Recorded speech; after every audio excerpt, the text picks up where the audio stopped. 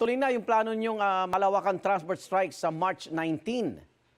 Po, tuloy na po ito. Itong ating transport strike laban nga dito sa patuloy na pagtaas ng presyo ng petrolyo na kung saan ay talagang nagdudulot ng kahirap, hindi lamang sa hanin ng mga driver at operator, kundi sa lahat.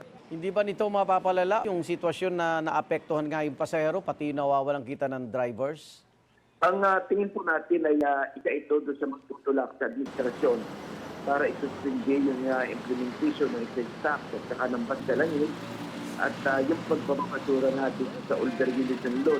Yung 5,000 pisong ayuda mula sa gobyerno para sa mga driver, kulang pa ba to? Kapag tingnan po natin, kapag umabot po ng mahigit na 100 pesos yung presyo po ng diesel, ay halos sa 2 araw lamang nagagamitin ito ng ating mga driver.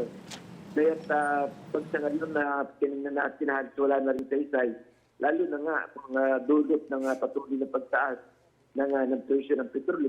Doon tayo sa taas pasahe, magkano ang inyong hinihingi? Na makatarungan, ha?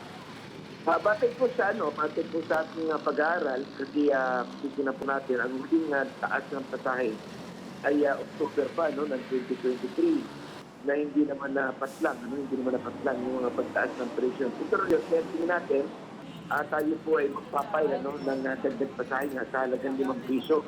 5? Yung ating ipapay sa LTFRB.